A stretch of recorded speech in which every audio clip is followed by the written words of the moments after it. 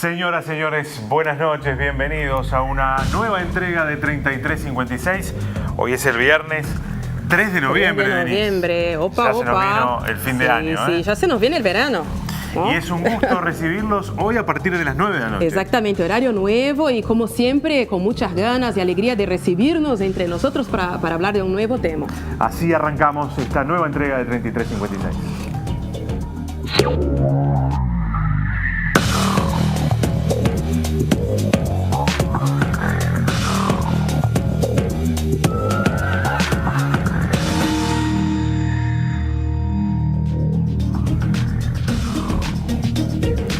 Bueno, la discapacidad es el tema que nos convoca en el día de hoy, pero más que la discapacidad, las oportunidades, ¿no? Porque, bueno, las personas con discapacidad tienen muchas capacidades, entonces de eso se trata, cómo aprovechar estas capacidades. El país se ha planteado avanzar en materia de inclusión, avanzar en materia de construir una ciudad que incluya a todos aquellos que tienen dificultades, un sistema educativo, un sistema de salud, es decir, una cuestión integral que no los deje afuera como lo hacía hasta hace muy poco tiempo. Claro, y que hace también a la salud económica del propio país, ¿no? Además de ser una cuestión obvia de derechos, también hace bien a todos como colectividad. Vamos a presentar el tema del programa de hoy con este informe.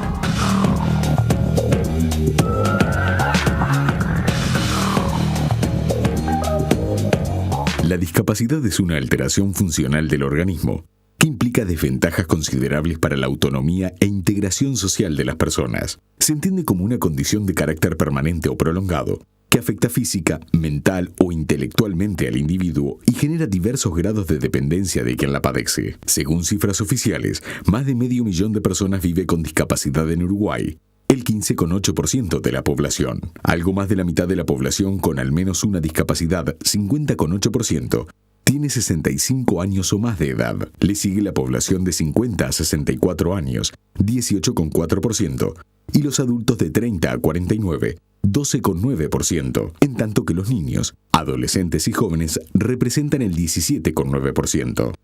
51,2% considera que su discapacidad principal se origina en una enfermedad y el 20,8% la considera de nacimiento.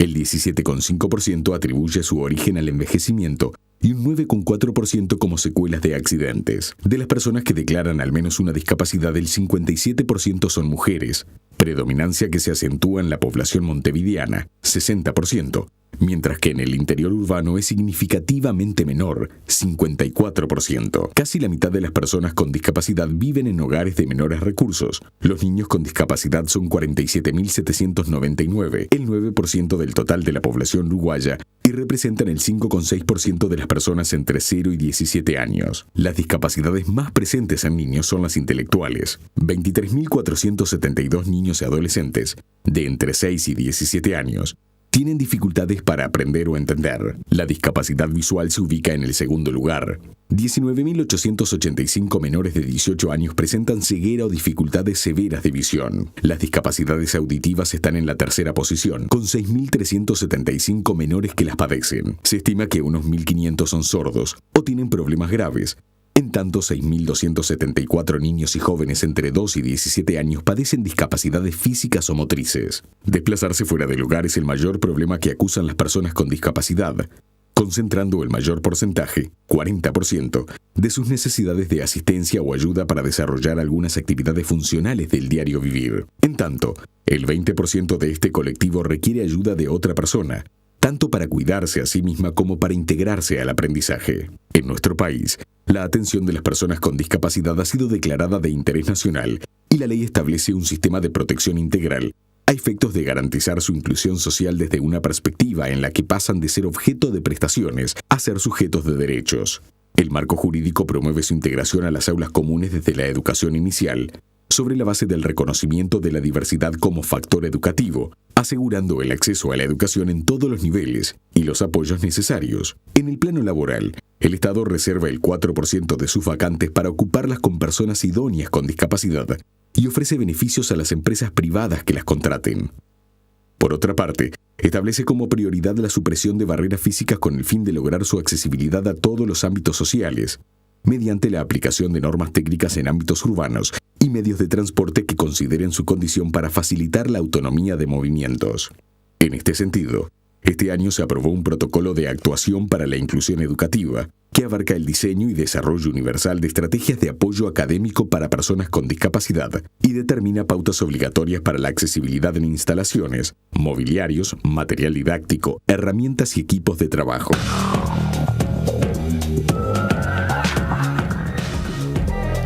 Bueno, empezamos el 3356 para hablar de inclusión, de lo que se está haciendo, de lo que se tiene que hacer todavía, de los caminos para eso. Y vamos a recibir en el próximo bloque el primer invitado, que es Jorge Méndez, que es el responsable de la Oficina de Educación Inclusiva del MEC. Es probable que a pesar de que se ha hecho mucho, como decía Denise, es mucho más larga la lista de lo que resta por hacer de lo que ya se ha hecho. @3356TNU, @3356TNU es nuestro Twitter.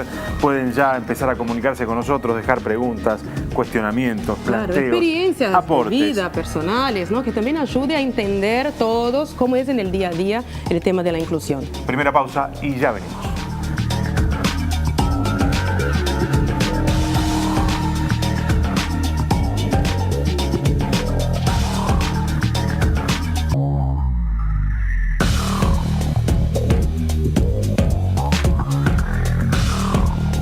En 3356 hablamos de discapacidad, inclusión y accesibilidad. Y nos preguntamos qué estamos haciendo para asegurarle una vida digna a los uruguayos que la padecen.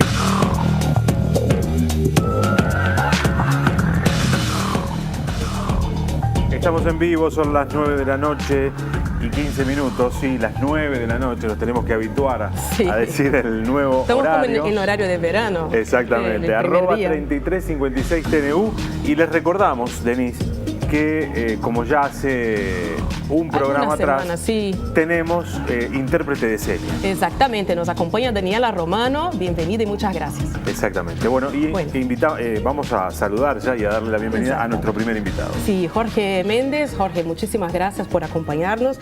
Una breve presentación. Jorge Méndez es responsable de la Oficina de Educación Inclusiva y Derechos Humanos de la Dirección Nacional de Educación del MEC y te ocupas de estos temas hace por lo menos 11 años, ¿verdad, Jorge? Muchas gracias y bueno. No, por favor, muchas gracias a ustedes, un placer. Bueno, en primer lugar, que nos comentaba fuera de cámaras, ¿qué es discapacidad? ¿No? Claro. Porque capaz que también nosotros deslizamos un poco en el concepto. ¿Qué Claro. es? No, viendo un poco el informe, la discapacidad no es algo que se padece, o sea, eso responde a un modelo ya de antaño, un modelo médico rehabilitador que lo asociaba a enfermedad. La discapacidad es fundamentalmente una construcción social, es el encuentro de una persona con determinadas características de diversidad funcional y las barreras que le impone el diseño mismo de la sociedad, de las instituciones, de los espacios, de los entornos comunitarios. O sea, la discapacidad aumenta o disminuye en la medida que hagamos más o menos accesibles y que puedan desempeñarse con la mayor autonomía posible los diferentes espacios. Hablar de que la discapacidad se padece responde a ese modelo médico donde la discapacidad es el rasgo esencial de la persona y no olvidamos que una persona que tiene derecho a trabajar, a estudiar y demás. Claro. Por eso nos basamos en la definición de la Convención sobre los Derechos de las Personas con Discapacidad, que no porque sea de Naciones Unidas, sino porque su construcción estuvo fuertemente ligada a los movimientos sociales de personas con discapacidad. Claro. Decías diversidad funcional, me parece un concepto interesante que viene a agregar además inclusive desde el punto de vista de la construcción del concepto, desde el punto de vista de la palabra y del uso de la palabra. Sí, incluye la heterogeneidad, formatos nuevos, ¿no? Hay varias cosas. Exactamente, porque hablar desde padecer o desde ese lugar implica una mirada fuertemente negativa, se sitúa al otro en un lugar pasivo, y si la discapacidad es un fenómeno individual, las respuestas van a ser individuales, si no, es un fenómeno colectivo, y en el diseño y lo que hagamos en nuestras prácticas podemos favorecer es que discapacidad disminuya en el sentido que las personas participen de los espacios que tienen derecho a participar. Esto viene fuertemente arraigado con el paradigma de derechos humanos. Claro, en ese sentido,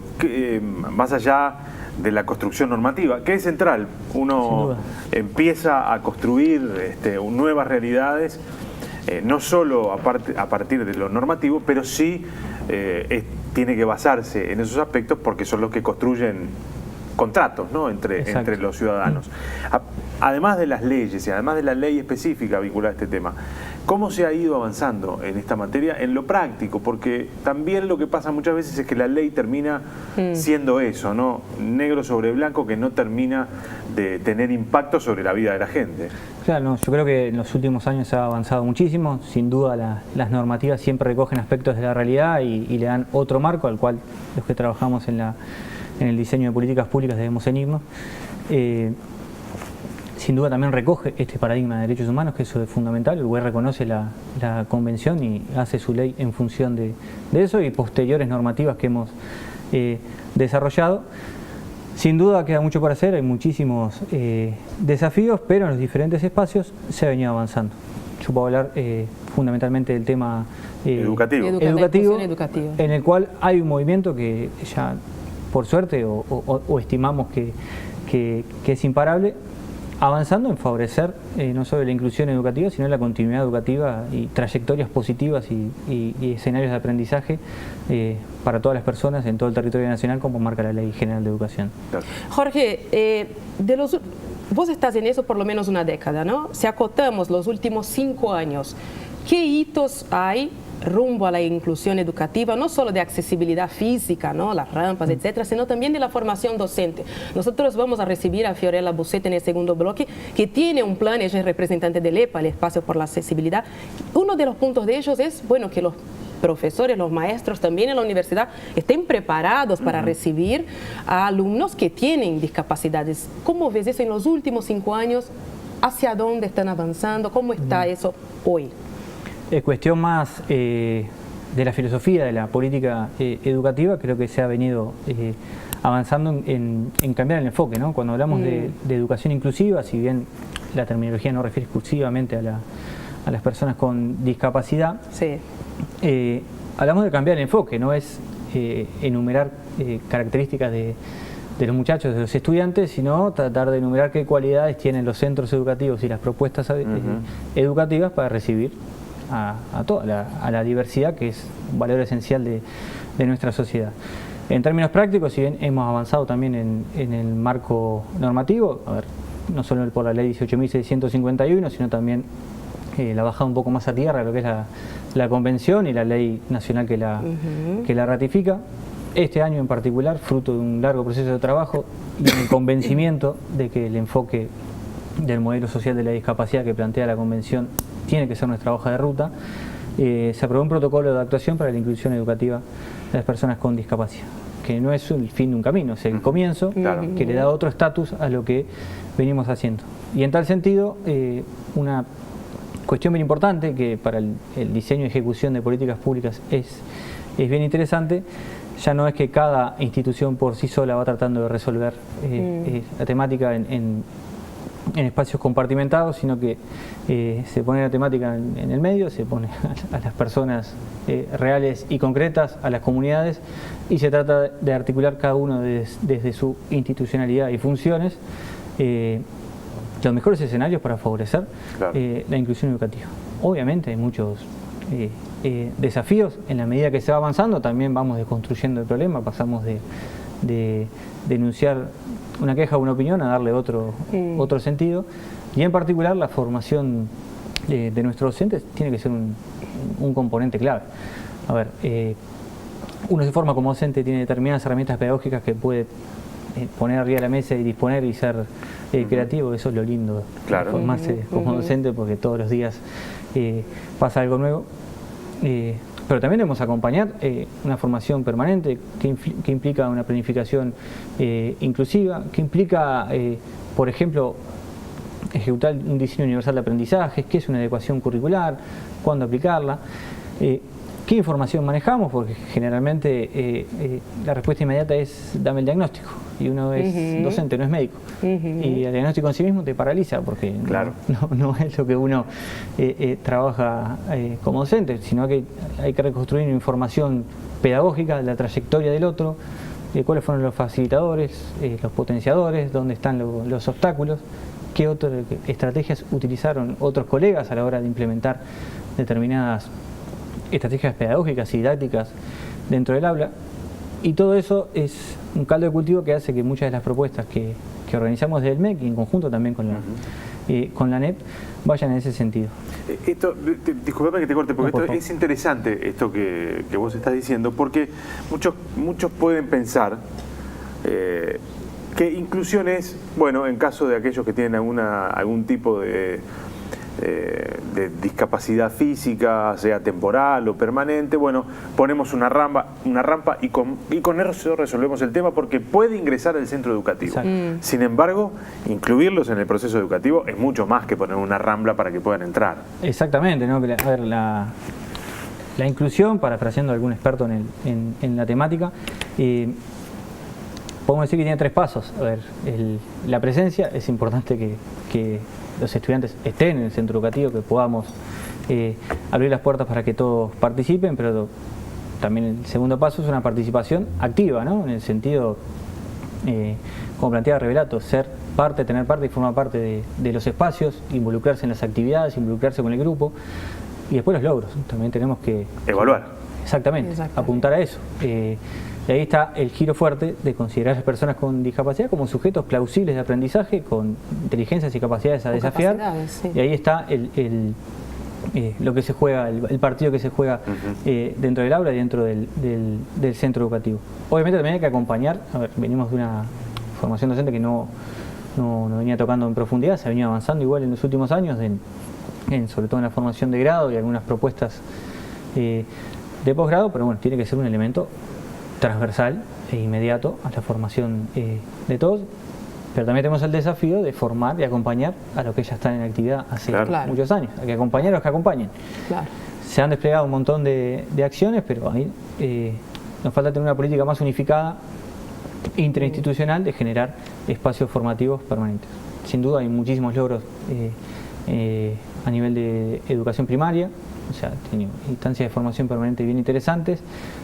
Y esto que les planteaba, ¿no? que el MEC participa en instancias de coordinación con otros espacios, se han desarrollado propuestas formativas in situ, yendo a los territorios, a los contextos donde, sobre todo en educación media, los centros educativos que vienen recibiendo, sobre todo en los últimos años, que ha aumentado bastante la matrícula de egreso de gurises con discapacidad de primaria a media, fundamentalmente al Consejo de Educación Técnico Profesional, se han hecho instancias formativas en el propio centro, con los docentes que reciben a esos muchachos, acompañando también el proceso de inclusión, porque también hay que acompañar a los centros y a los docentes. Jorge, estaba pensando también el espejo, ¿no? Que es tan importante. ¿Cuántos maestros con discapacidad existen en el sistema? Maestras o maestros en silla de ruedas. El otro día leí que Argentina tiene la primera maestra con síndrome de Down. Eso es importante también. Se habla de eso también, de ingresar. Bueno, hay una ley para eso, ¿no? Pero por ahora no en el servicio privado, pero sí en el público. Que también los niños vean una maestra en silla de ruedas. Eso es inclusión en la práctica, claro, ¿no? Hay como 2 cosas. El Consejo de Formación en Educación viene trabajando en el diseño de una propuesta también de relevar cuántos estudiantes de grado con discapacidad forman parte de sus propuestas, también para generar las adecuaciones necesarias, pero ahí viene, tenemos que ir al principio de la historia.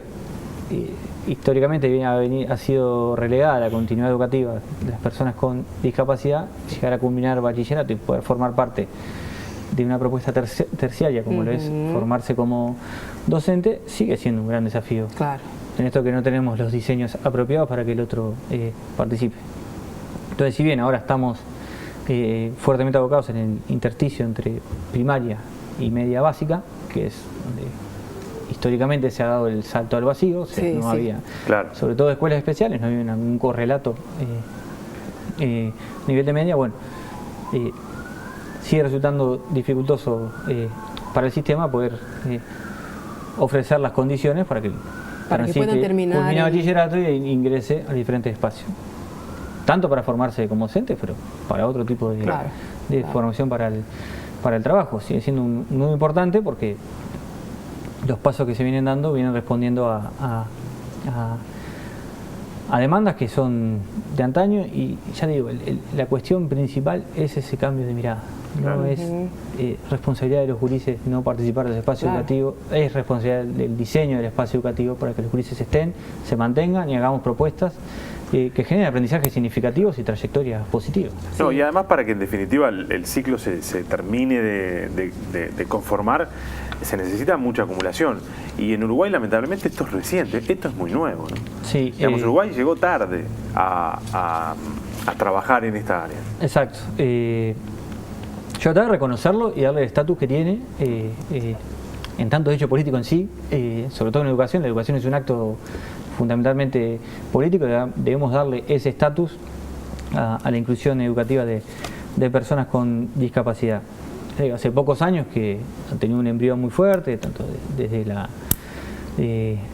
leyes, las normativas, las prácticas, las instancias de sensibilización, pero también hemos tenido un olvido en ir a preguntarle a los colectivos de personas con discapacidad organizadas y sus familias y demás. Ahí está el acumulado. Ahí está porque ahí se vive cotidianamente la realidad. Exactamente, sino no ir a esos espacios, es ir en algún espacio con muy buena voluntad, pero terminar yendo en contra de lo que realmente se requiere hacer. Un ejemplo, bueno, Fiorella representa a Alepa. Alepa es un espacio que nuclea a muchas personas con discapacidad y que también es muy propositivo y salió el protocolo de inclusión y de inmediato generaron, bueno, esto para bajarlo bien a tierra tiene que pasar. Claro, una hoja de ruta. Exactamente, un montón de cosas. Y eso hay que tomarlo y tenemos que, desde el Estado, formalizar los canales de comunicación y de escucha y reconocer al otro en tanto sujeto político, en tanto sujeto de la experiencia y en tanto va a ser en última instancia el personaje principal de lo que podamos el beneficiario de esas políticas públicas. Claro. Te quisiera hacer una pregunta práctica y ya terminando, porque ya nos avisan que hay poco tiempo, para los padres, ¿no? Hablando de esa nueva mirada. Yo pienso en los padres con niños con discapacidad que quieren formarlos de la mejor forma posible. Los padres aún están muy solos en eso. Cada uno hace su propio camino de acuerdo con sus condiciones económicas, con los terapeutas a que tiene acceso. ¿Cuál sería tu orientación de forma general a una madre, a un padre que sabe que su hijo tiene una discapacidad, ponele con 3 años o 2 años, que tiene que ingresar al sistema como cualquier niño? ¿Cuál es el mejor modo de saber cómo encaminarlo en las distintas partes del proceso? Porque en muchas escuelas no hay esa formación que pueda decir a un padre o una madre a dónde ir. Ese es un trabajo que uno hace solo, ¿no? Exacto. No, ¿Por dónde caminar? El tema de la información ha sido un tema bien importante que hemos considerado en los espacios que lideramos desde el MEC. Hay muchísimas oficinas del Estado, prestaciones y demás, pero que hay que llamar y que te ayude. Hacer que la información esté disponible, sea accesible, sea pertinente, parece sentido común, pero ha costado bastante. Un ejemplo concreto, en trabajo MEC, MIDES, bueno, también con la NEP, el MIDES viene desarrollando una guía de recursos sociales donde están todos los recursos del Estado. Hemos hecho un recorte específico sobre todos los recursos del Estado y también a nivel educativo para personas con discapacidad. Y lo estamos promoviendo de diferentes espacios, tanto de la web del MEC, la web del MIDES, en instancias a nivel territorial, donde está todo detallado y en un lenguaje accesible, una especie en formatos de guía accesibles. de entrada. ¿Dónde puedo ir? ¿Qué puedo hacer? ¿Qué pasa ahí? Y bueno, ¿con quién me puedo contactar? Igual en los centros educativos, en las escuelas sobre todo, hay una gimnasia también de orientar, pero igual, a ver, hay colectivos de padres organizados muy fuertes que te mandan información y nosotros, particularmente en MEC, nos apoyamos fuertemente también en ellos para trabajar. Sin duda tenemos que profundizar ese ida y vuelta, pero también entrar a los padres que concurran al centro educativo. El centro educativo tiene que tener siempre las puertas abiertas para recibir, subsanar dudas, y si no se subsanan, hay mecanismos para ir a golpear las puertas. En particular, y con esto cierro porque soy arborescente en el discurso. Venimos trabajando con la Institución de Derechos Humanos y los espacios organizados de personas con discapacidad. No hemos llegado a todos, pero sí a aquellos que están formalizados, en generar mecanismos de seguimiento y recepción de diferentes denuncias, no solo de construir la denuncia, sino también recibirle que se ejecute una solución lo más rápido posible. Perfecto. Y en eso también de esto, que los canales que tú bien planteas son muchos, a donde voy, a quién le hablo y demás, bueno, tratar de unificar los canales, sobre todo también para dar cuenta de cuando hay situaciones que a veces no es por mala voluntad, ni mucho menos, sino porque bueno, tenemos herencias culturales que siguen pesando y permean las prácticas institucionales. Jorge, gracias por habernos acompañado Muchísimas esta noche. Esta fue la primera aproximación al tema. Claro, hablamos del sistema educativo, pero ahora ya vamos a hablar también, bueno, del día a día, justo como decíamos, y del trabajo, ¿no? La ley de inclusión de personas con discapacidad. Bueno, ya estamos adelantando el segundo bloque. Vamos a recibir a Fiorella Buceta, que es del EPA, del Espacio por la Accesibilidad, y Óscar Andrade. @3356 en nuestro correo electrónico pueden empezar o seguir mandando preguntas, sus opiniones. Hacemos una pausa y ya venimos.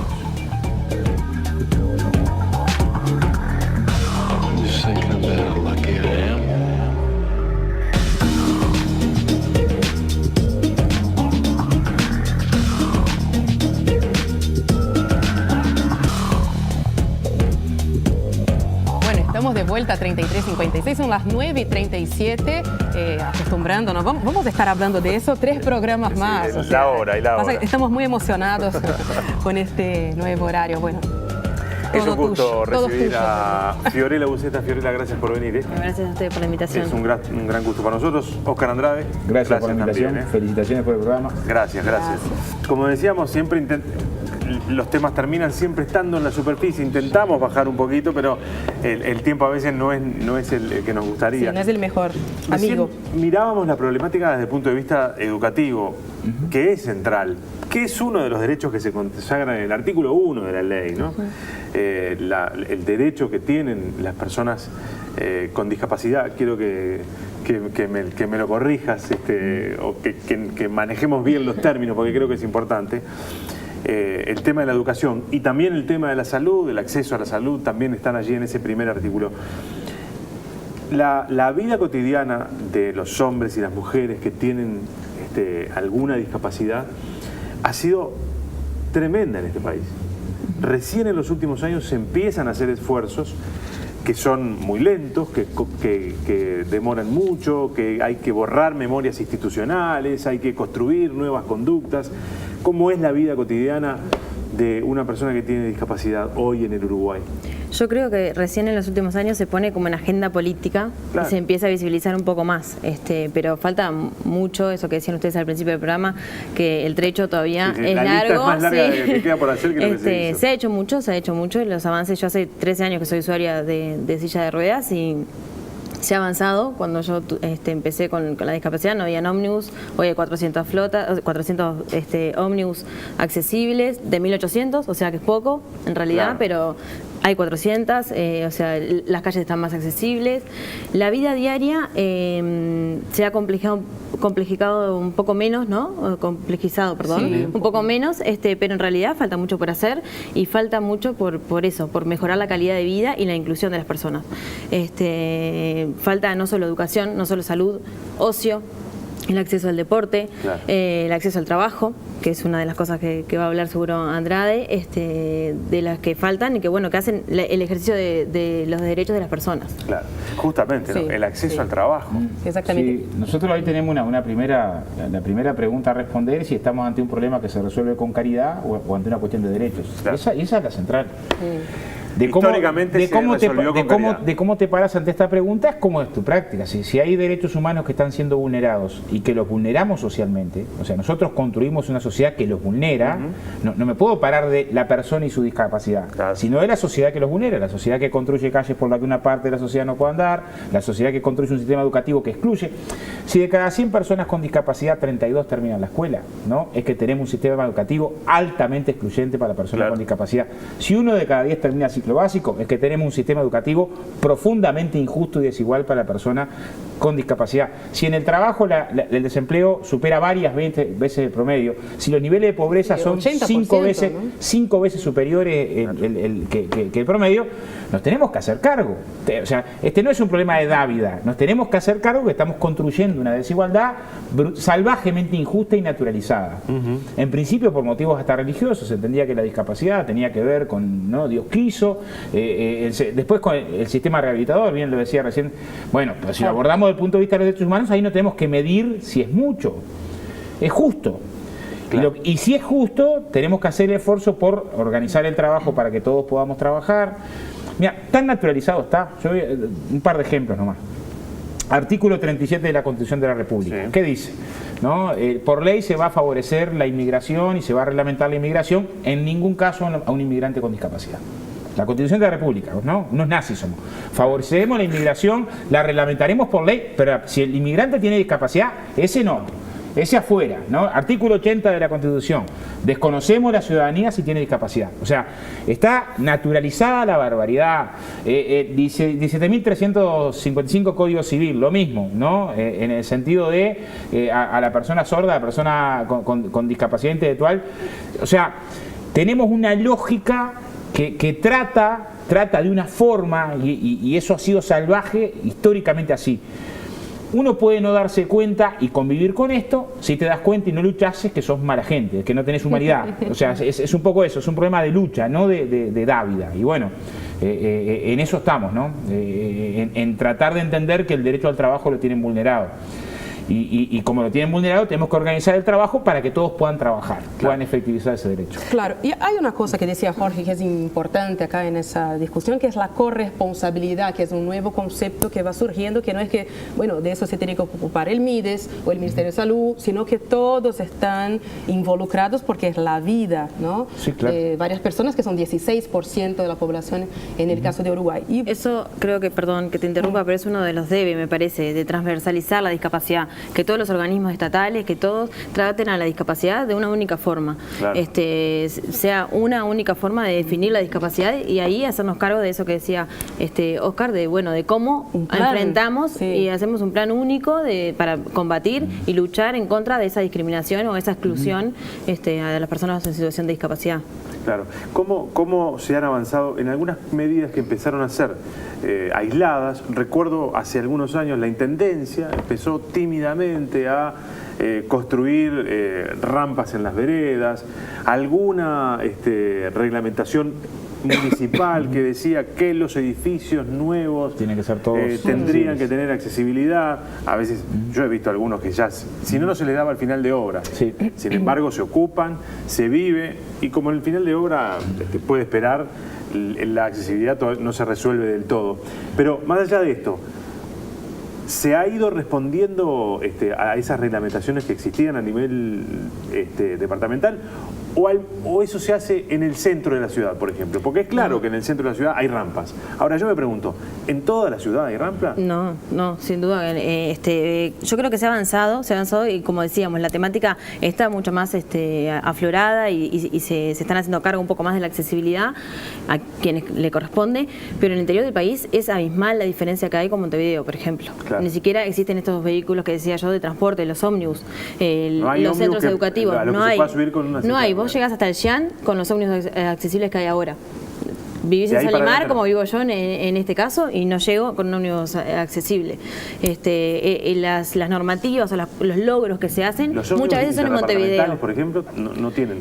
No te lo quiero asegurar 100%, creo que quizás uno o dos, capaz que sí, el 221, tengo asistente acá que también es usuario de silla de ruedas, porque él lo ha usado, entonces el 221, pero realmente falta muchísimo, o sea, son muchas las personas que viven también en el interior del país y quizás, capaz que sea todo lo que tenés vos, Oscar, duplica la cantidad o no sé, pero hay muchas personas que se van al interior para no padecer ese término que se usa, que está mal usado, pero para no padecer la discriminación, mal usado, como estoy diciendo, se van al interior del país. Y llega ahí tampoco. Y ahí no hay nada, no hay ni siquiera centros de rehabilitación, no hay una atención, no conocen las leyes que existen acá en Montevideo, por ejemplo, la que tiene BPS, las prestaciones que tiene BPS, nosotros conocemos amigos. Sí, que las leyes son nacionales, ¿no? Sí, digamos, bueno, no las conocen, muchas veces las conocen cuando vienen por algún motivo a Montevideo, el Senat, por ejemplo, que es un centro que funciona para todo el país, muchas veces no lo conocen, que presta asistencias técnicas, no lo conocen, o sea, si no se vinculan con alguien que lo ha utilizado. Claro. Y eso es el Estado haciéndose trampa. Es que, a ver, normas hay, ¿no? Nosotros tenemos, a ver, si uno mira, con respecto al tema trabajo, el Pacto San José de Costa Rica nos obliga, desde el punto de vista de garantir el trabajo, el haber reglamentado la Convención de los Derechos de las Personas con Discapacidad, tiene un capítulo específico que obliga al Estado, hoy por ley, no precisaría más, a promover el trabajo también en la actividad privada. La 18651 coloca un componente que arrastra al empleo público. En realidad la primera solución fue el artículo 611 de la rendición de cuentas del 73, después en el 89 se subió al 4%, se mantiene ese 4% y tenés un grado de incumplimiento al lado que es espantoso, porque es público y porque no nos indigna. O sea, cualquier gobernante de cualquier intendencia, de cualquier ente, de cualquier ministerio puede incumplir el cupo de discapacidad con mucha tranquilidad. Y no pasa nada. Es más, puede hacer un llamado, además con este argumento, te dicen, bueno, no es mi culpa. No es mi culpa, es que yo requerí determinadas calificaciones a las que ninguno llegó. De esta población, que un 32 termina la escuela, 1 cada 10 terminó ciclo básico, ¿cómo no nos da vergüenza? ¿No? De no pararnos en la discusión de que lo prioritario es ejercer el derecho al trabajo. Si tengo que ejercer y al lado colocar la formación complementaria, obvio, la hago. Pero la batalla es porque esa dignidad del trabajo, que no es una dávida, es un derecho que tiene y que tiene que ejercer, y que estoy obligado a que ejerza. O sea, tendríamos que promover una norma de decir, mira, si no cumplís no puedes ejercer ningún cargo público más, y de ese tipo, para que se entienda, porque parece que si no, no hubiera forma. Y bueno, a esto le hemos colocado el debate para la actividad privada. ¿Por qué? Porque aunque se cumpliera el 4% en lo público, la inmensa mayoría no alcanza. ¿No? Pero además porque tienen derecho a trabajar en todos lados. También porque tienen derecho a trabajar en todos lados. Y reorganizar el trabajo para que todos podamos trabajar es de las cosas más democráticas. Esto es, vos y yo trabajamos juntos en la construcción, yo me jodí de la espalda, no puedo hacer fuerza, pero puedo leer plano. Bueno, la tarea de leer plano es para vos. Claro. ¿Se entiende? O sea, y tiene un componente. Algunos dicen, no, pero la pensión, porque estamos acostumbrados a discriminar. Claro. Dejarlo en la casa con la pensión y el trabajo es mucho más. Sale más barato. El trabajo es mucho más que la pensión. ¿No has escuchado esa...? Sí, el trabajo dignifica. Ponía un ejemplo. El año pasado en la construcción, que es una rama de actividad compleja, ingresaron 74 personas con discapacidad en medio sin tener ley, con mucha fuerza, con mucho empuje. Y yo te puedo decir, en Nueva Palmira hay un muchacho que está en silla de ruedas, cocina para el resto de los compañeros que trabajan ahí. Claro. Y vos decís, le cambió la vida. Le cambió la vida porque en su vida había podido trabajar y por primera vez trabaja, se siente parte de... Eso vale la pena no lucharlo. Vale la pena luchar para que la caja del supermercado, la compañera entre y trabaje ahí. Alessandra trabajó en el peaje de Pando y tiene parálisis cerebral. Cobra un poco más lento. Y sí, y cobra 10 segundos más lento. ¿Y qué vas a hacer? ¿Y cuál es el problema? No se murió nadie. O sea... Pero es parte de una discusión que tenemos que dar nosotros, porque también pasa que después tener la respuesta así, no, pero si todavía tengo desocupados que están, comillas, normales, ¿no? Porque hay una lógica en la que, yo digo, somos nazis, pero tenemos una forma de discriminar que está tan incorporada con tanta naturalidad, es una construcción que es lo que hay que quebrar. Un siglo. O sea, parte de la discusión es, pongamos esto arriba de la mesa, hagámonos cargo que no puede seguir siendo así, no puedo estar tranquilo, irme a dormir, decir, mira, la pobreza es un 9, las personas con discapacidad un 50, pero estoy tranquilo, O sea, la tasa de desempleo me multiplica por 8, pero estoy tranquilo, ¿no? O sea, en términos educativos, la mayoría queda por el camino pero yo estoy feliz, no, mi viejo. Es de humanidad que lo resolvamos, que nos hagamos cargo de una vulneración de la que somos responsables. Si lo entendemos así es más fácil de explicarlo que si lo entendemos desde la lástima, ¿no? Como nos educan. Además, para mí no es una cuestión numérica, ¿no? Para los que les gustan los números, hay un estudio de la OIT que ustedes tienen y que difundieron que bueno, el 7% del PBI se queda perjudicado por la no inclusión. O sea, además el país pierde plata, siendo, ¿no? Para los que les gustan los números duros. O sea, no es negocio eso de que es más barato. No solo no es más barato, como termina siendo no productivo. Somos productivos como cualquier persona. Desde la dignidad, ¿no? De decir, nosotros hicimos autocrítica con esto, lo decíamos de la experiencia de la construcción. ¿Qué hacíamos nosotros en las obras? Cuando un compañero se accidentaba y quedaba con una discapacidad permanente, le hacíamos alguna colecta mientras duraba la obra y después nos daba pena. Decían, qué lástima fulano que trabajó con nosotros y ahora no puede trabajar más porque no puede hacer fuerza. De pasada, miles que quedan en un limbo que es, no llegas al porcentaje de discapacidad para la pensión y tenés una discapacidad no accedes al trabajo, que tampoco te limita a hacer el trabajo y quedas entre medio, ¿no? Pero fuera de eso, nos parecía natural que nos alcanzaba con eso. Hicimos lo que pudimos, le dimos una mano y bueno, y ahora él tiene el problema, no mi viejo. ¿Cómo él tiene el problema? Es nuestro problema. El drama de ese compañero es nuestro drama. Y organizar el trabajo para que pueda trabajar, será en el pañol, será haciendo la charla de seguridad, será tomando medidas, será ayudando en la cocina, es nuestra tarea. No puede haber tarea más importante. No puede ser una cosa en el fondo de la plataforma. Tiene que estar en el centro de la plataforma. Claro. Y ayudarnos a discutir que tener el centro de la plataforma también ayuda, desde el ejemplo, que educa mucho más que 500 discursos, a que el compañero que tiene trabajando en el pañol, el pañol donde se reparten las herramientas, ¿no? ¿no? Al trabajador que estaba con la espalda jodida, pero ahora desde ahí trabaja, aprende más de esto que 50 cursos que hagas catedrático. O sea, ayuda también a entender los demás, ¿no? Claro. Fiorella, ustedes tienen una hoja de ruta, ¿no? En EPA. Sí. ¿Cuáles son las propuestas y cómo va avanzando eso? Sí, previo a eso, una aclaración que quería hacer que dijo Oscar ahí al pasar, es que muchas veces la inclusión laboral también está ligada a que los sistemas para llegar a esa inclusión laboral no están dados. Por ejemplo, en las entrevistas de admisión no hay un intérprete de lengua de señas, o no se adapta el psicoanálisis a la persona con baja visión. Entonces, sin duda que vamos a estar o yo voy a una entrevista y hay una escalera, me ha pasado personalmente, o sea, voy a una entrevista laboral y el edificio tiene una escalera, sin duda que no me van a incorporar a esa empresa. Quizás esté capacitada más que otros, pero no formalmente, ¿no? Profesionalmente, pero no me van a incorporar porque el edificio no es accesible. Ahí es donde se vulnera el derecho y donde la discapacidad no está en la persona, sino en la sociedad. Sí, claro. Total. En el entorno que es el que discapacita. Respecto a EPA, nosotros hemos trazado una ruta que en realidad se ha quedado un poco ahí por temas de tiempos y demás, pero bueno, plantea un poco qué se va a hacer con ese protocolo, cómo se va a llevar adelante, qué presupuesto se le va a dar. La maestra se va a encontrar con el niño en situación de discapacidad en la escuela y va a tener a dónde ir a consultar cómo desarrolla ese protocolo. Eso no está previsto. Sí, eso consultábamos justo. Eso no está previsto. ¿Qué porcentaje va a tener para adaptar la infraestructura para que ese niño se incorpore a la escuela? Seguimientos o capacitaciones al docente. Hay como tres áreas que es esa. La capacitación del docente, que sin duda no está incluido hoy en día. Entonces va a tener que tener una capacitación especial para que ese protocolo se lleve adelante.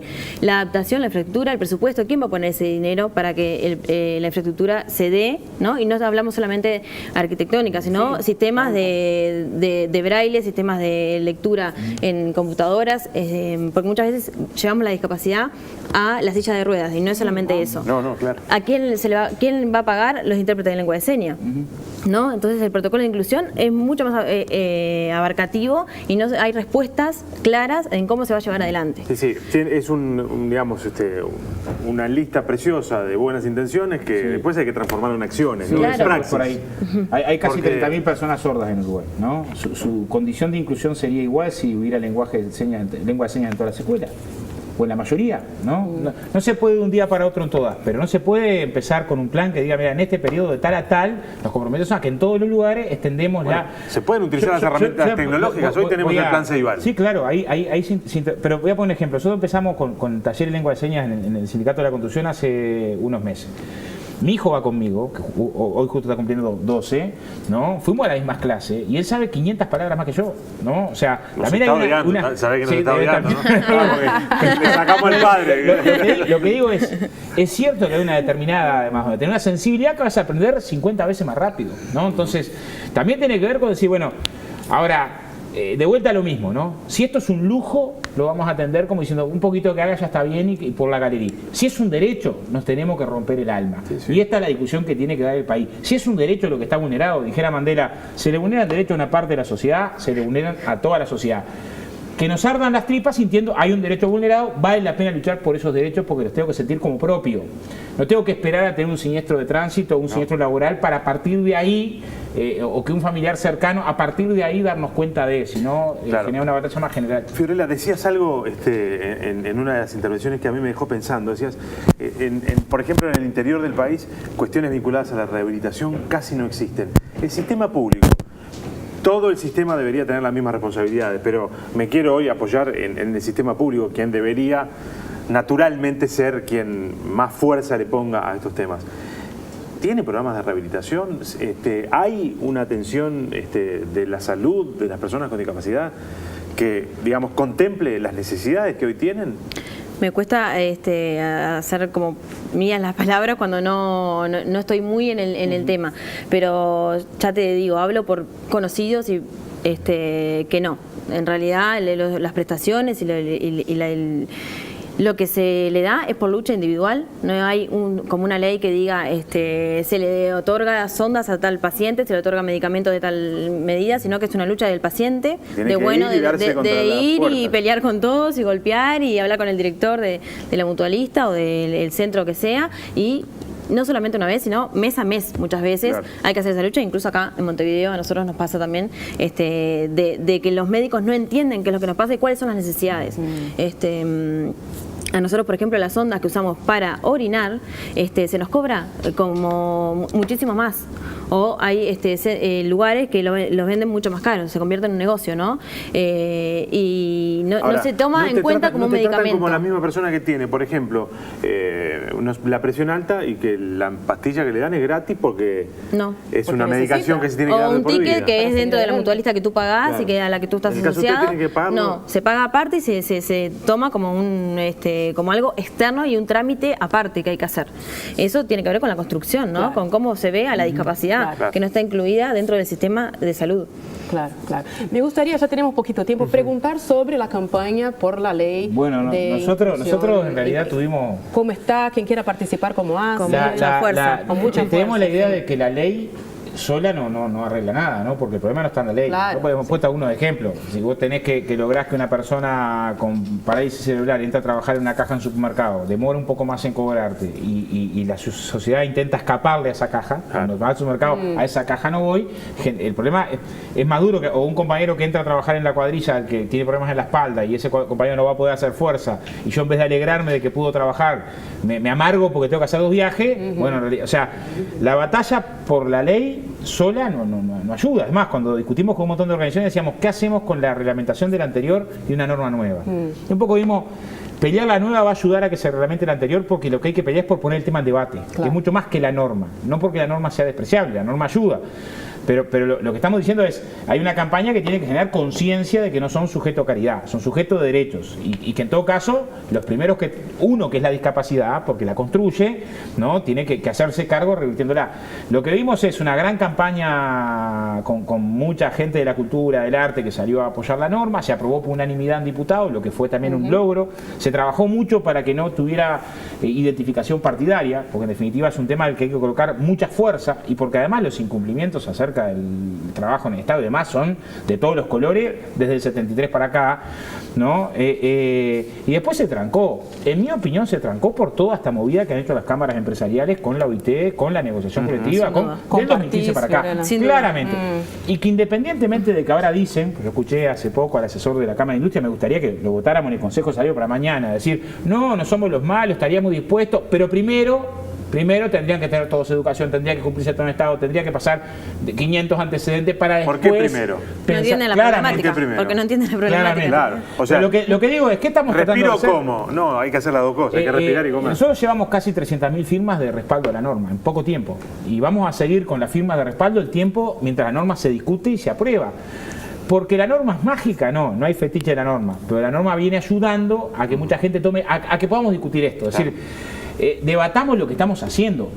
O sea, un poco la patria oriental se forjó con Artigas repartiendo tierras sobre el concepto de que los más infelices fueron los más privilegiados. Sobre esa base, y nosotros hoy estamos en una discusión de decir, bueno, ¿cómo esa concepción la traemos a tierra en estas lógicas? Siguiendo mirando como una dificultad. Yo he encontrado discusiones de todo tipo, gente que denigra, que te dice, comillas, y después me va a dar asco, pedazo de gente no quiero acá, ¿no? O gente que denigra o de discusión del tipo perdemos competitividad, ¿no? Mirando un tema de derechos humanos desde el ángulo de la competitividad. Y bueno, tenemos que dar un debate pesado, ¿no? Nos tenemos que ir. Fiorella, muchas gracias por la invitación y por poner esto en debate. Un placer y un honor. Gracias. Nos reencontramos el viernes que viene, Denise. A las 9. A las 9, perdón, a las 9 de la noche pegaditos ahí al informativo que tenemos. Sí, buen fin de semana.